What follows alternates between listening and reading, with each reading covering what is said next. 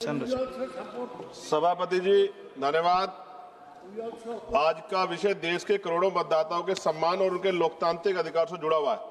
सदन जानता है कि 22 दिसंबर 1930 को बाबा साहब अंबेडकर लंदन स्थित सेंट जेम्स पैलेस में आयोजित फर्स्ट राउंड टेबल कॉन्फ्रेंस की फ्रेंचाइज उप समिति में अपनी बात रखते हुए उन्होंने स्पष्ट कहा था कि भारत में जिम्मेदार सरकार तभी बन सकती है जब वह उन सभी नागरिकों के प्रति जिम्मेदार हो जिनके जीवन, स्वतंत्रता और संपत्ति पर वह कानून बनाती।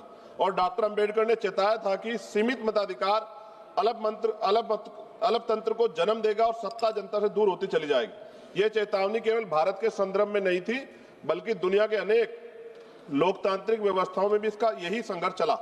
ब्रिटेन ने 1928 में सार्वभौमिक वयस्क मताधिकार लागू किया। अमेरिका ने 1965 में वोटिंग राइट एक्ट इस सिद्धांत पर आधारित था कि कोई भी प्रशासनिक प्रक्रिया ऐसी ना हो जो गरीब नागरिकों, अल्पसंख्यकों और महिलाओं को मतदान से वंचित करे।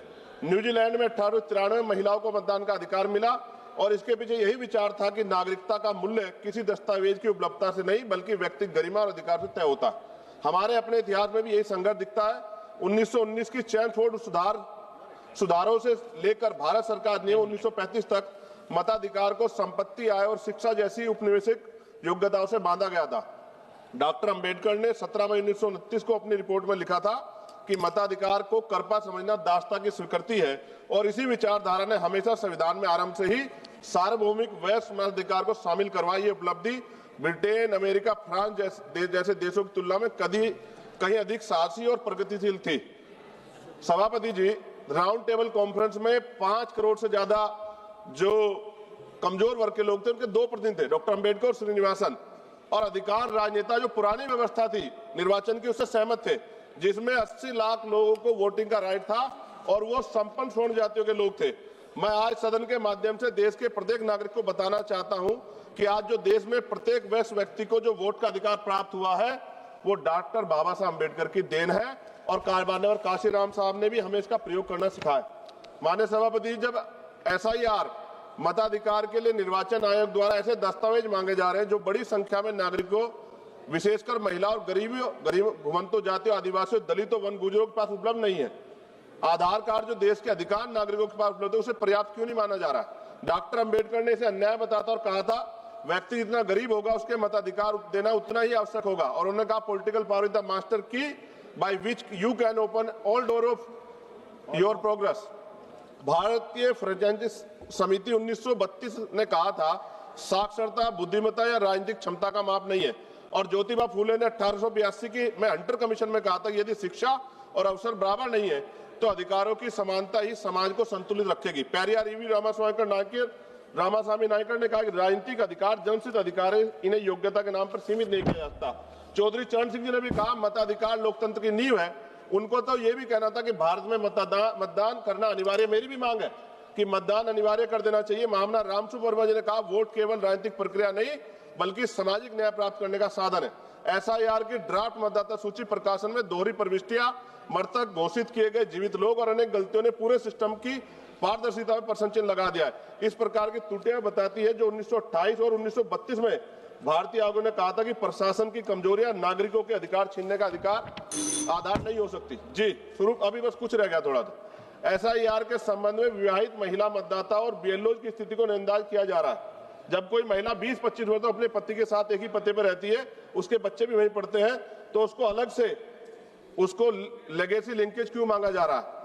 क्यों 20-25 वर्षों बाद भी पति के पते को और पति के मतदाता पहचान पत्र को अस्थायी क्यों नहीं माना जा रहा है? यह प्रक्रिया न केवल व्यवहारिक है बल्कि महिलाओं को मतदाता सूची से बाहर करने पर गंभीर खतरा। SIR प्रक्रिया में लगे BLOs और अत्यधिक कार्य दबाव के कारण कई BLO ने सुसाइड नोट लिखकर आत्महत्या की। प्रशासनिक अधिकारी ने उसे एक स्वाभाविक घटना बताया जो गैर जिम्मेदार दिखाता है। बिना प्रशिक्षण के BLO से SIR या जटिल कार्य कराना पूर्णतः व्यवहारिक है। माननीय सभापति जी, हमारे संविधान निर्माता ने 1950 में वह साहस दिखाया था जो विकसित देश भी बाद में कर पाए। भारत आरंभ से ही सभी को मताधिकार देने वाला पहला बड़ा लोकतांत्रिक देश बना, लेकिन आज यदि SIR जैसी प्रक्रिया उस मताधिकार कठिन बनाती तो एक सदी की प्रगति को पीछे ले जाने वाला कदम होगा। सभापति जी, क्योंकि सुधार की बात हो रही है तो मैं आग्रह करूंगा आपके माध्यम से कि BLOs की सुरक्षा, मानदेय, कार्य सुविधा, यथार्थ समय सीमा सुनिश्चित की जाए, उनकी समीक्षा की जाए। एसआईआर प्रक्रिया के दौरान जो बीएलओ की मौत हो गई है उनके परिवार को उचित मुआवजा और नौकरी। सभापति जी राजीव प्रताप रूडी जी, सभापति जी 1 मिनट लूंगा। राजीव प्रताप रूडी जी, सभापति जी 1 मिनट, ओनली 1 मिनट, 2-3 डिमांड से वो पढ़नी है sir. No, only Rajiv Pratap 2-3 Rudy demand. जी, सभापति जी 10 सेकंड में कंप्लीट कीजिए, 10 सेकंड प्लीज, लास्ट सेंटेंस बोलिए आप। सभापति जी मेरी मांग है ईवीएम की जगह बैलेट पेपर से चुनाव हो और वीवीपैट का ईवीएम के से मिलान कराया जाए। राजीव प्रताप सर 7-7 फेज में चुनाव होते हैं, अगर एक दिन और इंतजार मतदाता कर ले क्या चला जाएगा सर?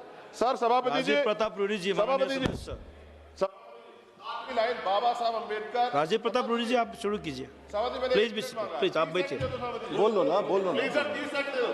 बोलो सर, माइक चला गया, 30 सेकंड दो सर, आखिरी लाइन करिए सर। सभापति जी, सभापति जी 30 सेकंड। सभापति जी आप ही सुन लो, आपका समय शुरू हो गया है। 10 सेकंड सर, 10 सेकंड। बाबा साहब अम्बेडकर के 4-4 बच्चों कुर्बान जो वोटिंग राइट मिला है ना सर, इसकी वजह से बड़े बड़े महने वाले बड़े बड़े नेता गरीबों की गलियों तक आते हैं। माननीय राजीव प्रताप रूडी जी आप शुरू कीजिए सर। और ये वोटिंग राइट सर हम जाने देंगे, ये बात मैं आपके माध्यम से सरकार को, इलेक्शन कमीशन को बता रहा हूँ। ठीक है, आप शुरू कीजिए।